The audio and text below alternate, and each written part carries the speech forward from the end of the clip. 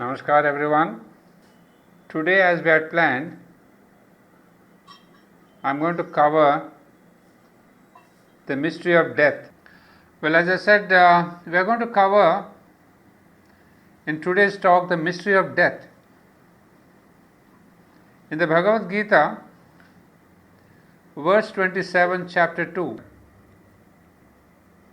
for certain is death for the born, and certain is birth for the dead. Therefore, what is inevitable ought not to be a cause of thy sorrow.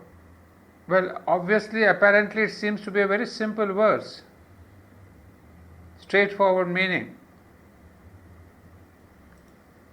But here, Lord Krishna has used two descriptions saying, for certain is death. And why is death so certain? And then he says, what is inevitable? So he would tell us that death is also inevitable. From the point of view of our lives, we may say, yes, it's true, there's nothing big about it. But looked at it from a philosophic point of view, there's a great deal of meaning in these two words, inevitable and certain is death. Well, just to get you the meaning of this verse, constant subjection to birth and death is an inevitable circumstance of the soul's self-manifestation. That we have seen in our previous talks, that the soul undergoes this constant manifestation. It comes into birth, it withdraws from the body. There's a constant manifestation. Its birth is an appearing out of some state in which it is not non-existent, but unmanifest to our mortal senses. Its death is a return to that unmanifest world or condition, and out of it will again appear in the physical manifestation. So this is the cycle. It comes from a region which is unmanifest, that means which is not something belonging to the earth. It is beyond earth. So from that unmanifest situation, it comes to manifestation, that means it comes upon earth, takes upon a body, and then it returns to that unmanifest situation. That's what we saw in our talk yesterday about birth. So this is a normal thing. It comes to manifestation, it returns to unmanifestation. So our sorrow for the death of men is an ignorant grieving for those for whom there is no cause to grieve, since they have neither gone out of existence nor suffered any painful or terrible change of condition, but are beyond death, no less in being and no more unhappy in circumstance than in life. So it's a simple meaning. So Lord Krishna is also telling us, why are you grieving, to Arjuna? Because it's such an inevitable thing, and do not think that the person who has left this body is in a painful condition or has suffered much. He has just changed his situation, his location. He was there in the manifestation, he has gone. So why are we grieving for such a person who is neither in a suffered or in any terrible pain? So this is a little gist of this verse in common language. But now I would like to look into a little deeper into the inevitability of death, the certainty of death. Well, in the process of evolution, we see that death is a fact that has been attached to life upon earth. But how did it all come about? You see, in this process of evolution from matter to life to mind, etc., nature had to bring about, so that the consciousness can remain stable, some solid form. You see, when we say in evolution, it is consciousness which has taken birth, it is consciousness that has come down. This consciousness, when it comes down, it needs something rigid, something definite, so that its form can remain permanent and it can work in this form. So remember, if this soul had come down only upon the level of the mental consciousness or the emotional consciousness, it couldn't have worked, it couldn't have evolved. As we said previously, it needs to be upon earth. To be upon earth means to be in form. So this form was necessary part of evolutionary process. But then what happened to this form? It is for a fixed form was needed in order that the organized individual consciousness might have a stable support. And yet it is the fixity of the form that made death inevitable. But it was important that really matter takes up a form. But it became so rigid and so fixed that it really became a hindrance in the progress of the soul. That's why there has got to be a kind of a change. There's got to be some kind of a change of form. Because at a certain point, this growing disparity and disharmony between the form and the force that presses upon it, a complete dissolution of form is unavoidable. You see, it is not the question of saying, why can't we just improve upon form?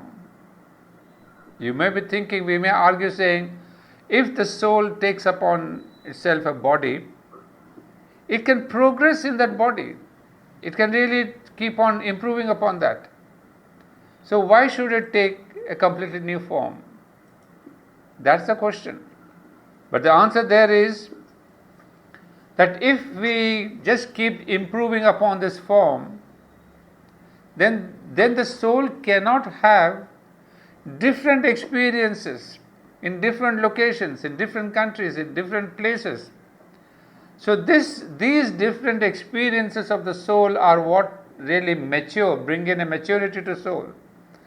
So it's not the question of prolonging this physical body with differences, but it has to change the complete set of the mind, complete set of the emotions, complete set of the body, because then only it can have a complete new experience which will be beneficial for its evolutionary process. So you see, the word inevitable has come to mean that it has got to change this body, this mind, these emotions, so that it can have in each birth a new form, a new way, a new thought, a new milieu, a new circumstance. Because that change, the inevitable change, is the important thing. So what we say, this then is the necessity and justification of death, not as a denial of life, but as a process of life. Death is necessary because eternal change of form is the sole immortality to which the finite living substance can aspire, and eternal change of experience the sole infinity. That's what I explained, that this question of a new form, a new mind, etc., make death an inevitable process. So it is this inevitability that the Lord Krishna emphasizes upon. So now I have explained to you why it is inevitable, not just because we are seeing it around happening, but from the philosophic level, we see that nature has brought about this death as an inevitable process because of the necessity of the growth of the soul. Now that point cleared. Now the next question is, what happens when we really speak of death? Because Lord Krishna says, for certain is death for the born. Now I'd like to see what exactly is the process. As we said, it's a process. How does this death take place? Well, from a medical point of view, from a materialist point of view, we say, well, it's nothing big to define what is death. It so happens that in 1968, I was in the college level of the ashram school, and I still remember the mother had opened up a possibility saying that I will like to become a teacher to anyone having any problems, any topic. And the one topic that she gave was, what is death? So this was a kind of a topic, a subject and a theme some of the students chose.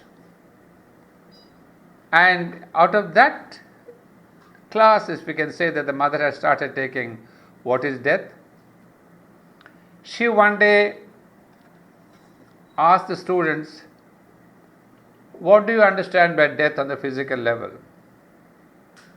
Obviously, the answers were as we can imagine. Somebody says stop when the breath stops, or when the mind gets stopped, or when the heart gets stopped. So these are the circulation is getting jammed somewhere, etc. These are common normal things that any medical scientist or any common man would say, well, it's obvious. But then the mother came out with a fantastic explanation, which I don't think any medical person can ever understand what it means. It's purely from the point of view of a spiritual angle. Now I'm reading out those few lines because those are absolutely unique to express what death means and what exactly happens when somebody dies. Death is a phenomenon of decentralization and dispersion of the cells which make up the physical body. So this is the first word. Death is a phenomenon of decentralization and dispersion of the cells which make up the physical body. So this is the phenomenon that we need to understand, that whatever, when something happens, it's like the magnet which keeps the iron parts together. And if the iron is taken out, then all the iron part, when the magnet is removed, all the iron parts disperse. That's exactly the way death takes place. When the psychic being, when it leaves the body, then all the cells of the body, they disperse. And that dispersion is the process of death. So it is not the question of breathing or lung failure, all that is, externally, those are the symptoms. But actually, on the occult level, on the spiritual level, the cells, they start dispersing, they start, as she says, decentralizing. So what was the power of centralization? It's the psychic being. So the psychic being was holding the whole body cells together. And when it departs, then all the body cells, they disperse and decentralize. That is the first phenomenon. Then, why does it happen? The central will of the physical being abdicates its will to hold all the cells together. That is the first phenomenon. It accepts dissolution for one reason or another. One of the strongest reasons is a sense of an irreparable disharmony. The other is a kind of a disgust with continuing the effort of coordination and harmonization. So there is there's one step before the psychic being decides to withdraw, that the body cells themselves, they say the central will of the physical being abdicates its will to hold together. There's somewhere in the body a kind of an abdication saying, okay, I think I cannot anymore make an effort of coordination and harmonization. There's a kind of a fatigue. There's a kind of a giving up. When the body says, I'm okay, I think it's ready that I should disperse. That split second, that 100th part of a second, the moment the body cells decide and they are ready to disperse, then the psychic being takes a leap and then it leaves. And the moment it leaves, then all these cells, they start dismantling. As we said, there's a dispersion, decentralization. So this is the real process of death.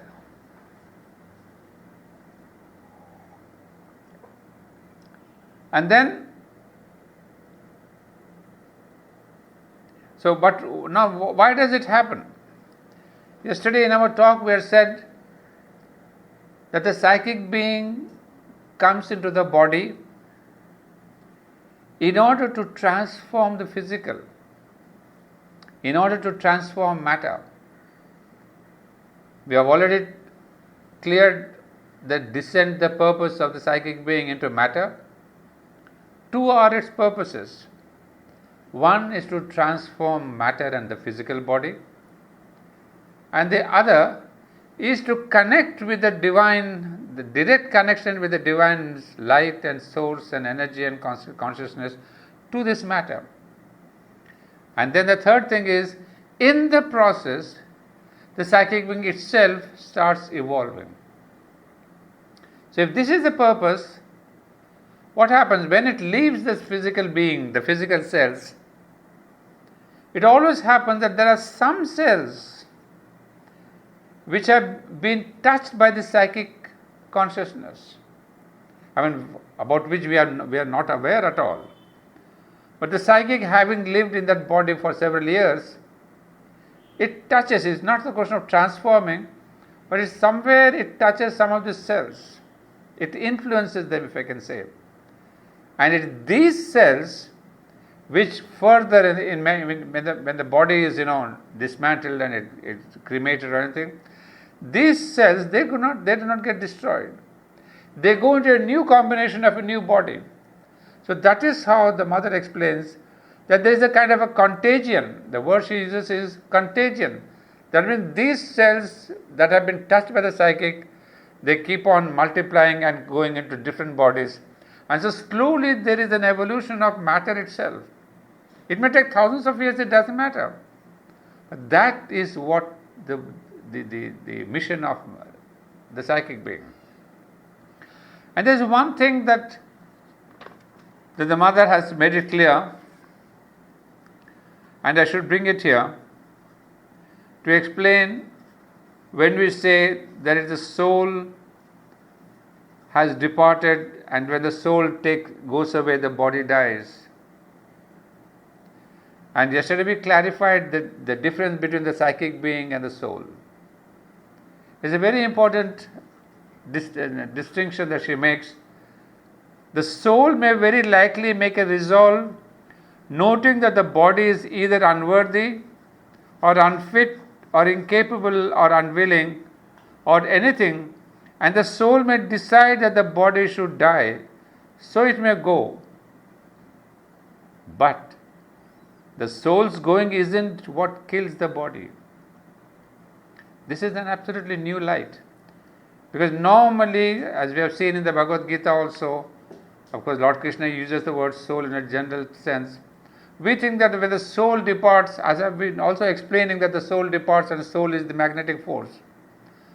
But then we have to be more clear now that we know the clarity of terms between the soul and the psychic being. The mother says that the soul go away. Soul's departure does not necessarily kill the body. There are innumerable people who are without a soul. They have a soul, but their soul isn't there in their body. Lots of people. And they go on living very well. Well, I'm sure you may be confused a little bit, but as I gave you the graph, the diagram, the soul is a presiding consciousness above the body, or very, very much behind the psychic being. So that may be absent, but the body doesn't die because the soul has gone. It's more difficult to live without the psychic being. On the other hand, the psychic being, of course, is the clothing, the individualized clothing between the eternal soul and the transitory body. And from life to life, it grows more formed, individualized, more and more individually conscious. When that leaves the body, the rest generally follows. So the little clarification that we ought to know, knowing the difference between psychic and the soul, that all the process that has taken place, the decentralization and dispersion of the cells, takes place when the psychic being leaves the body, not necessarily when the soul leaves the body. So that is the second point that I wanted to bring up to you. So now we know why death is inevitable, why it is certain, and then what is the process? The process is of dispersion. Now we come to the next point, that the question is, when do we die? Normally, of course, we said when the soul leaves the body.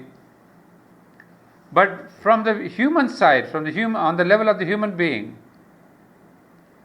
what is exactly the state or the status of the individual consciousness when there is a kind of a departure? First thing we said is the physical cells, they say no, we have had enough. Secondly, the soul decides. But even for the physical cells to have a kind of abdication, what is the cause? You see, I am going deeper and deeper into the problem. So somebody asked the mother, what causes the physical beings disgust with continuing the effort of coordination and harmonization? Did we not say that when somebody says, I do not want to have any effort or harmonization on the cellular level, what is the cause? The mother replies in a simple manner, usually this disgust occurs when there is in one part of the being, an important part, either vital or mental, an absolute refusal to progress. And so physically, this is manifested as the refusal to strive against the deterioration which comes with time. This is extremely important, because we do see this kind of a thing, that when there is an absolute refusal to progress, I mean, when there is a question of, is a kind of, we are quite tired of making effort. We say, no, I've done my work, I'm quite tired, I'm pretty okay, now I'm ready to go. So there is this, mother would say, an absolute refusal to progress. So what happens? We have to keep progressing on the physical, the emotional, and the mental levels also. We cannot give an excuse saying, oh, I'm 75, I'm 80 years, my body is over now. This kind of a refusal to progress or maintain this kind of a physical body and the mental body, we should not give up saying, oh, I'm retired now, nothing much to do, so you just keep watching the TV and then see the mind is really dwindling. So this refusal to progress is the first decision, the first cause of this dispersion. And then we say, there is another question that comes in now. The reason is,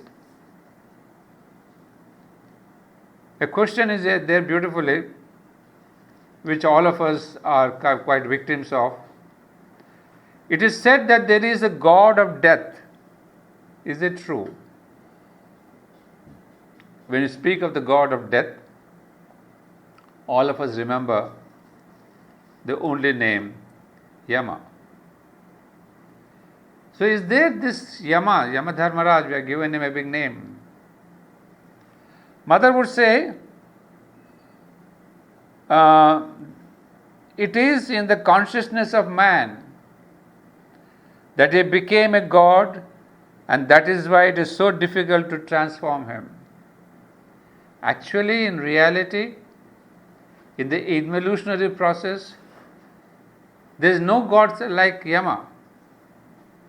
We have gods like Varuna and Indra and all that, Brahma and Shiva and all of them.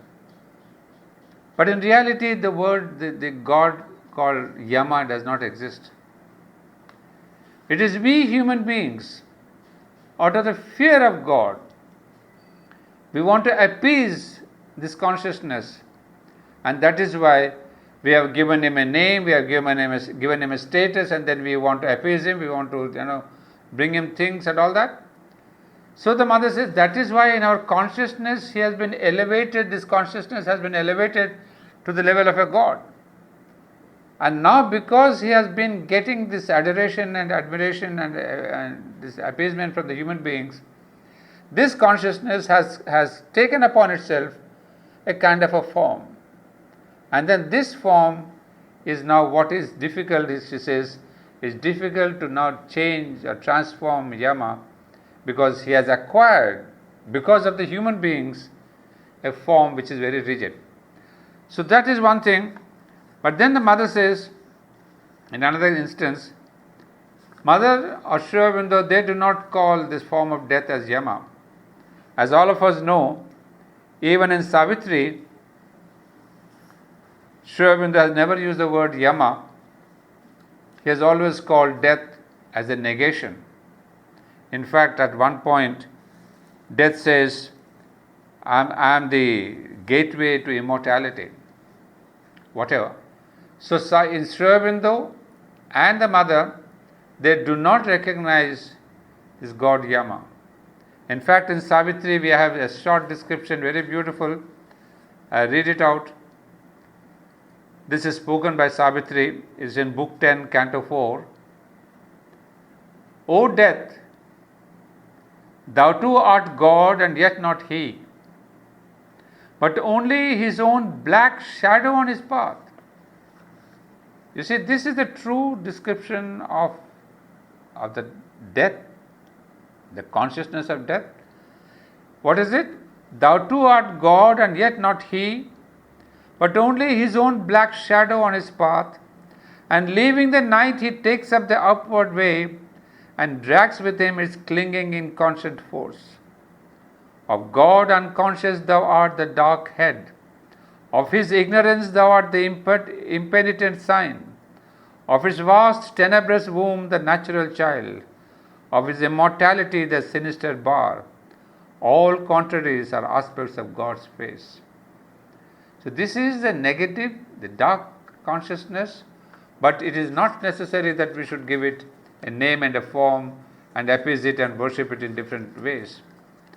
So this is one thing, but the mother has interestingly, without naming this Yama, she says, I call it the spirit of death. She calls this god of death the spirit of death. She says it is not an asura or anything, but it's the spirit of death. Now, how do we call the spirit of death? And why is it that it does not have any form? Well, we have a beautiful story from the mother, the story of creation, which all of us know, or many of us have read it. She says, in the beginning of creation, when Aditi, the supreme consciousness, she was asked to create the universe by the supreme divine, this Aditi, she brings forth from her four personalities, and they are light, bliss and love, truth and life. So these are the four original powers of the divine, that is light, bliss, truth and life. But when they went in to create this universe, they moved away from the mother's consciousness, and therefore they became the very opposite of the divine forces, and they ended up in these four forces. Light became unconsciousness, bliss became suffering, truth became falsehood, and life became death. So I'm bringing this story only to tell us that death, therefore, is not a person or a personality. It is there prior to human creation. It is there even prior to the creation of the overmental Godheads. It is one of the first creations of this universe: death, falsehood, suffering, and unconsciousness. So you can imagine how very deep is the creation of death. It is one of the original creations of the earth, even before humanity or the gods were created. That is why the mother of Sri Aurobindo, they do not call death give it any name. And I gave you the description that it's the shadow, is the night, is the negation, etc. Now coming back to mother's description, she says, I call it the spirit of death. I know it very well. And that is an extraordinary organization. You do not know to what an extent it is organized. That means this spirit of death has an organization, it is not just an individual being. I believe there are many of these spirits of death. I believe there are hundreds. I have met at least two of them. One I met in France and the other in Japan, and they were very different, which leads one to believe that probably in accordance with the mental culture, the education, the country and beliefs, there should be different spirits. But there are spirits of all the manifestations of nature. There are spirits of fire, spirits of air, spirits of water, spirit of rain, spirit of wind, and there are spirits of death. So you see what a beautiful explanation she gives. So it's not that the spirit of death is somebody exclusive or very important. We have spirit of fire, spirit of air, spirit of water, spirit of rain, etc. So similarly, we have a spirit of death. So we need not give it an exclusive importance. Now, each spirit of death, whatever it may be, has a claim to a certain number of deaths per day. Look at this, it's very interesting. Has a claim for a certain number of deaths per day. Instead, it's a fantastic organization. It's a kind of an alliance between the vital forces and the forces of nature. For example, if the spirit of death has decided that is the number of people to which I am entitled, let us say 4 or 5 or 6 or 1 or 2 persons, it depends on that day. It has decided that certain persons would die. It goes straight and settles down beside the person about to die. But if you happen to be conscious, not the person, if you see the spirit going to a person and you do not want him to die, then you can, if you possess a certain occult power, tell it, no, I forbid you to take him.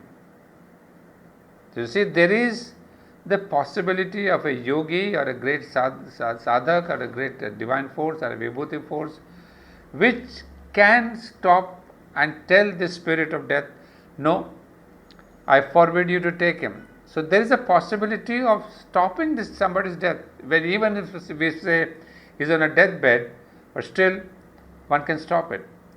So she would say, so I have seen several cases. Sometimes it's just a neighbor who dies suddenly in the place of another. Sometimes it is an acquaintance and sometimes it is an enemy. Naturally, there is a relation, good or bad, of neighborhood, which externally looks like chance. But it is a spirit who has taken its dead. The spirit has a claim to one death, it will have one death. You can tell it, I forbid you to take this one, and have the power of sending it away, and the spirit can do nothing but go away, but it does not give up its due and goes elsewhere. There is another death. So you see, there is a possibility that we should not give up saying, oh, he's going to die. A spiritual person, again I am telling you, a person who is conscious and spiritual person can block somebody's death. But for that,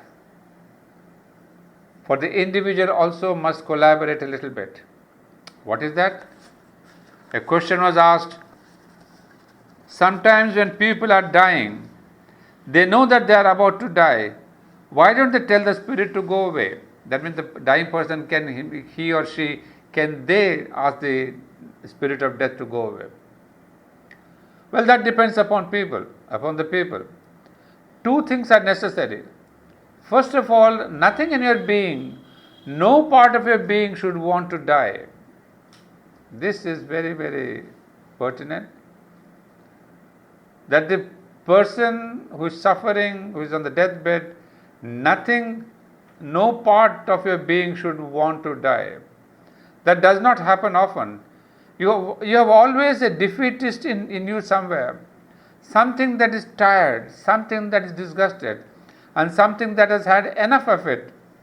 Something that is lazy, something that does not want to struggle and says, well, let it be finished, so much the better. That is sufficient, you are dead.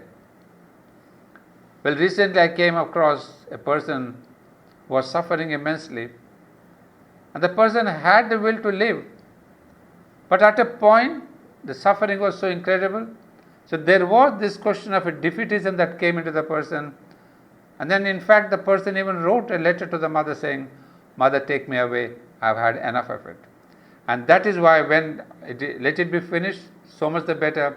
She even wanted. So this is called the consent to die. So there's no question of no part of your being should want to die. It's a full being saying, "I'm suffering enough, I want to leave this body." So the moment you say that, it's absolutely sure that death dawns on you. So, but it is a fact. If nothing, absolutely nothing in you consents to die, you will not die. For someone to die, there is always a second, perhaps the 100th part of a second, where he gives his consent. If there is not this second of consent, he will not die. It's a very, very tricky thing. It's very, very find out difficulty. That even for a second we should not relent and say, "Oh, it's over. I will give it up."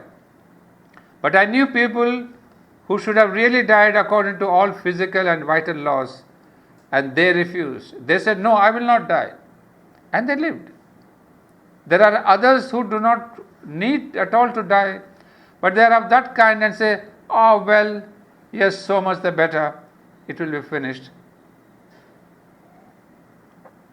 You see, this is why the psychology of retirement is so very dangerous. Because the psychology of retirement brings in that idea that I have done my work. My work is over. I have worked 45 years. I have been this so and so of the manager. Now I have nothing much to do. So this question of nothing much to do, I have nothing more to do, then this already the death starts coming in slowly. Even that much, even nothing more than that, you need not have a persistent wish. You have only to say, "Well, yes, I have had enough." This is a criminal phrase. I mean, this is an absolute invitation to death the moment you say, "I've had enough." And that is a completely an invitation card sent to that spirit of death saying, "I'm ready now, you can come and take me." So this is what the mother is fighting against. They are saying that we have to have this kind of a resistance, never think of death, never fear death, but never kind of invite it. So basically the attitude is never to say, I have had enough, never to say, "Let it be finished, it is all over." So this is the attitude by which we can give in to death or resist death. Then we come to the point which has been quite a point that I have discussed earlier too. What are the ceremonies that we do after death? What is their importance? Well, if at the time of death the vital being is attacked in the vital world by hostile forces or entities, does it not look for a shelter somewhere? Well, we did yesterday mention that when the body is left behind, the psychic being first leaves its subtle physical, then it leaves the vital, then it is the mental world. But this vital world, which is full of desires and passions and attachments and attractions and all that, we may think it to be small enough, but even if you're attached to your furniture, if you're attached to your things at home, that is an attachment. I may say, "Oh no, there's nothing big, what about it?" But attachment is with a small cup in your house or with a big car in your house or a big property in your bank. Attachment is attachment, is anything, everything and anything and everything. So these are the things that really sort of, imprison the psychic being on the vital level. So what happens at that time? Yes, it is for this reason that in all the countries and in all religions, it is recommended, not the mother's recommendation. Normally in India we have this 13th day and then also the 3rd day. When somebody leaves his body on the 3rd day, we prepare all the foods. At least I don't know if their custom in Telangana, I don't know if others do. On the 3rd day, we prepare all the food items that were dear for this person who has passed away, so that then we give it to the crows and all that. There's all kinds of things that we in India have developed, different states, have different customs. And then we have the 12th day or the 13th day or the 11th day, and then we call all the friends and all that, and then we feed them sumptuously. Why are we doing all these things? So the mother would say that it is recommended that for a period of at least 7 days after somebody's death, people should gather and think of him. No ceremonies, no outer ceremonies. We can gather in a place, at the deceased person's place, if it's not possible, and another place, but in the memory of that person, we gather.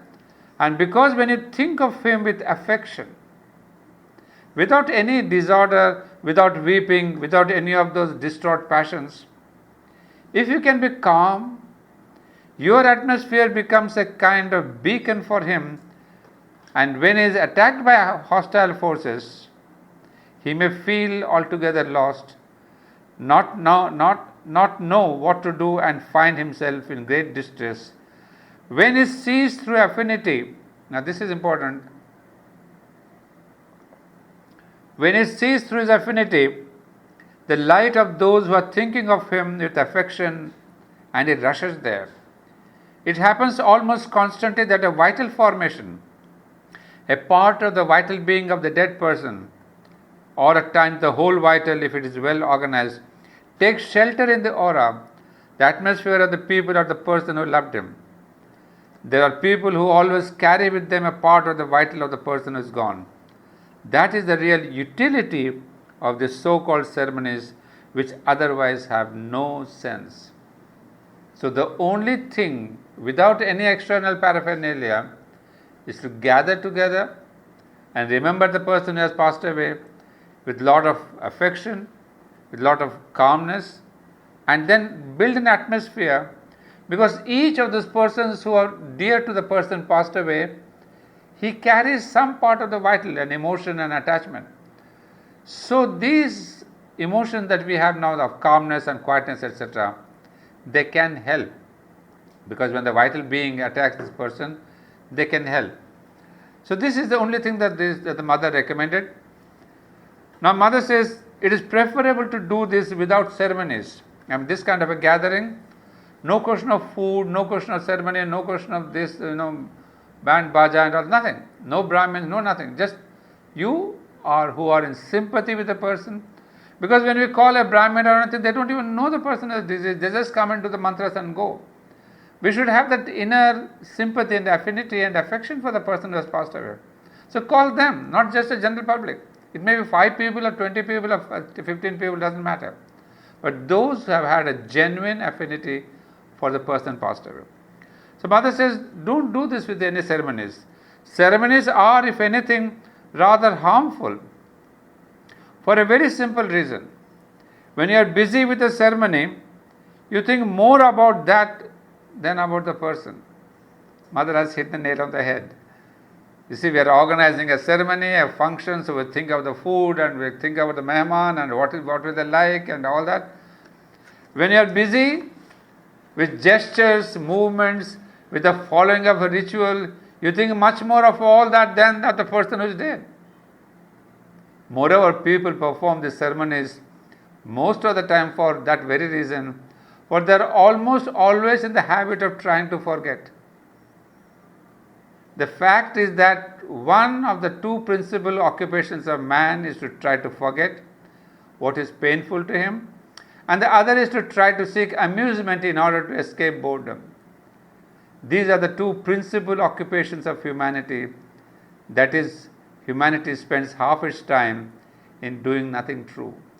So even in the so-called death ceremonies, ceremonies after the passing away of the person, we are more bothered about our dresses, our food, our decoration and all that, than really thinking of the person.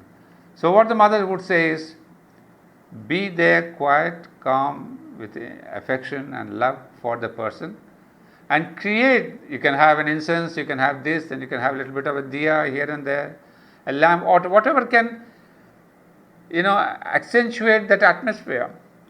Do that, but not all these vital things, emotional things, all the public things. So these are the basic things about death. Now these have of course given us a great understanding of the simple words that Lord Krishna has used, that for certain is death for the born and certain is birth for the dead. Therefore what is inevitable ought not to be of a cause of thy sorrow. Till here we are with the Gita. But from here I'll take off on a point that is not mentioned in the Gita, but that is given by Sri Aurobindo. That is the idea of immortality. Well, we have heard about this idea, we have come across this idea of immortality in the Vedas and the Upanishads, but Sri Aurobindo brings in a new angle. This is, while talking about death, I thought it is a must that we should understand what Sri Aurobindo has added to the concept of death and immortality. By immortality is meant not the survival of death. That's already given to every creature born with a mind, but the transcendence of life and death. It means that ascension by which man ceases to live a mind-informed body and lives at last as a spirit and in the spirit. Whoever is subject to grief and sorrow, a slave to the sensations and emotions, occupied by the touches of things transient, cannot become fit for immortality. I hope you understood one word here. That whoever is subject to grief and sorrow, a slave of the sensations and emotions, occupied by the touches of things transient, cannot become fit for immortality. That means cannot become fit for a survival of death, is the longest immortal being. You see the word transient used by Sri Aurobindo. There is the same word transient that comes in the Bhagavad Gita also, when Sri Krishna is speaking about this anityam asukam lokam, this transient unhappy world. So whoever is connected with transient things or the emotions or the sensations, he cannot be a fit instrument to think of immortality. Now, immortality is not just long life. Please remember, it says it's not meant for survival of death. It is something more. So he says, when we are fully conscious of this self, we participate in its eternal life and we therefore become immortal. So what is this meaning of immortality of the physical? That yes, maybe it is very difficult for some of us to believe that this mortal body can become immortal. But Sri Aurobindo, the mother would say, yes, it's possible. When we are really conscious of this self, the Supreme Self, we participate in its eternal life and we therefore become immortal. The body can survive indefinitely only if in the first place it becomes fully conscious of this immortal self and unites with it. This is a very simple philosophy. If you want to become immortal, if the body has to be immortal, if the mind has to be immortal, if the vital has to be immortal, it must identify and connect itself with that which is immortal in man. That is the psychic being, or the Atman, the central being, or the Supreme Person, the eternal Paramatman. So that union, identity with what is immortal can make you immortal.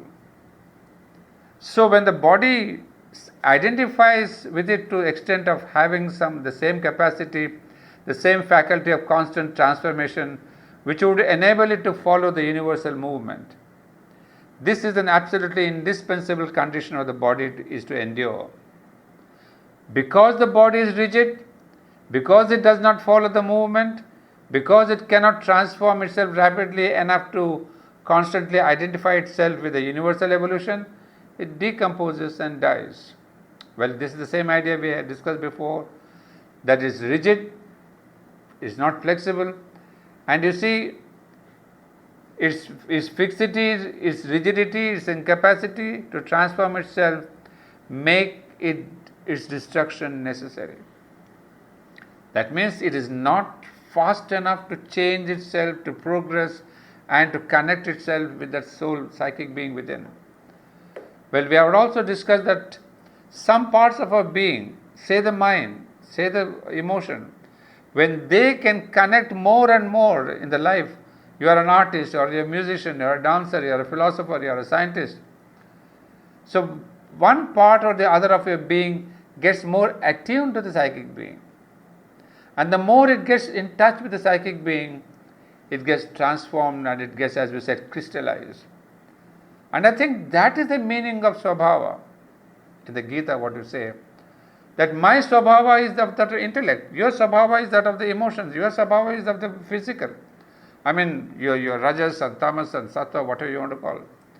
So that's why he says, we should follow our own Swabhava so that that becomes connected easily to the central being. So that's the meaning of the real Swabhava. To follow the Swabhava is the shortcut to your own inner being. But instead of following your Swabhava, if you want to imitate others, if you want to go astray, then you are taking a long cut. It's a kind of nothing to close to the psychic being. So Sri Aurobindo is telling us here that its fixity, its rigidity, its incapacity to transform itself make it destruction. Sri Aurobindo says that it is possible and even that it will happen, but it lays down one condition: the body must be supramentalized. Well, that's a new concept which I have not talked about till now, but maybe if the occasion comes we will talk about it. The body must connect not only with the Supreme Self, but it must be supramentalized. That means it must be transformed and offer itself to the Supreme Consciousness. One last note from the Mother. What does it mean to get this transformed body? What do we say? How do we say that this supramentalization and new body will come? Well, there's one little note from the Mother in the agenda where she says, I have had an experience. I had an experience which was for me interesting because it was for the first time. X was there just in front of me, and I saw her psychic being dominating over her by so much, gestures indicating about 20 centimeters taller. It was the first time. Her physical being was small and her psychic being was was so much bigger. And it was an unsexed being, neither man nor woman. Then I said to myself, possibly it is always so, I do not know, but here I noticed it very clearly. I said to myself, but it is a psychic being. It is that which will materialize itself and become the supramental being. Now we understand what is the meaning of supramentalization. It is not this body. You may work on it as much as you want, make it more supple, make it greater, more attractive, more strong, nothing. And even the medical science may try to give it a longevity of 500 years, 800 years. That is not supramentalization. It's not, of course, the body has to have some kind of a purification, etc. That is undeniably there. But the Mother says that when she saw this person X in front of her, she suddenly sees that psychic being all around her. You see, with us, the psychic being is within us and the body is around it.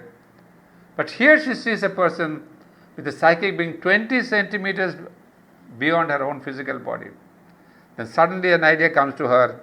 She says that it is that psychic being. It is the psychic being which has to become the supramental being. So we see the end of this death is an immortality. What Sri Krishna begins as saying that it is certain that there must be death. He speaks about the physical body and the death. But Sri Aurobindo brings in his new concept that even this physical body can, when the time comes, go beyond death. So that is the experience that the Mother had, and then she says, and it is precisely the psychic that survives. So if it materializes itself, it means the abolition of death. There you are. Sri Krishna spoke about the inevitability of death, and Mother and Sri Aurobindo say that is not inevitable. There will be a time where there will be abolition of death. That is to say, there will be the death of death itself. And that is the central theme of Savitri, those of you who have read it. So there we have a whole gamut, beginning from, thousands of years before, Lord Krishna spoke about the death and the inevitability and why do we grieve. Now Sri Aurobindo pulls it again thousands of years in front, and he says, no, the body also will become immortal, death will be abolished, and there will be a new evolution upon earth. That's the whole thing. I hope these complex ideas, but it's not so easy. But reading Sri Aurobindo and the Mother is such a great joy. I mean, you keep reading it, they give you illumination, not that you understand, but by getting in tune with that, at least my mind is trying to get tuned with their thought. It gets inspired, it gets inspirations, it gets new light, and that light, etc., that new understanding, I try to share with all of you. Well, thank you for that, and do send me. I know you have lots of questions. By the way, I didn't answer your yesterday's questions because I was pretty busy planning to see how to give you from the basic death to immortality. And the whole thing is within 60 minutes I have to do that, which is quite a tough job, you can imagine. Putting the entire Life Divine and Synthesis and Savitri together to give you the essence of all that is quite a job. So yesterday's questions and today's questions, I'll take them up tomorrow and see if I can fulfill. Thank you, Bob, for being with me. Thanks a lot, all of you.